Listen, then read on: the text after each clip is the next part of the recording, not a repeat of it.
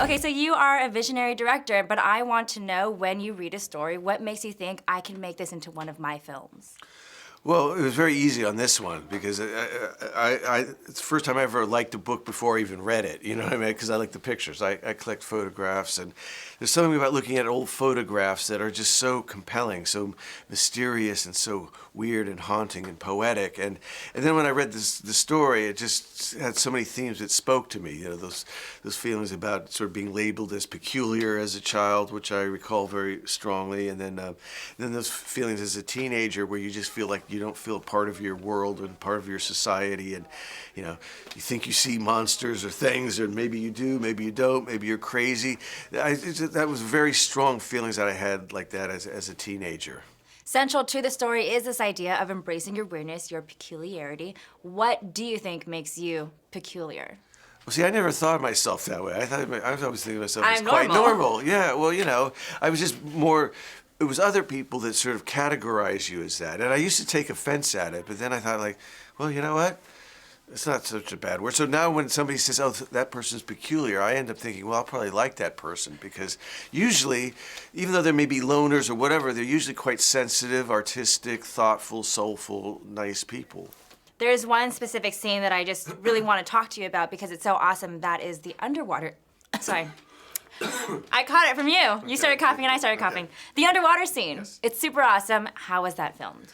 Well, that was the most complicated thing to do, because just shooting underwater is, I mean, poor Asa and Ella, they were like drowned rats for several days, because, you know, we had, you know, you have different elements. They had to be underwater, which is hard to communicate with them that. We had this weird set that sort of shifted and turned and to make it look like the water was escaping out of it. So, I mean, it was a quite complicated thing, but luckily with those two, you know, they you know, just keeping your eyes open, you know, underwater and just looking is not easy. So they did a brilliant job, and yeah, that was by far the most difficult scene. I think that some might wonder, is it real or not? Some might think, is that visual effects, or were they really underwater? Oh no, they were underwater. No, ask them.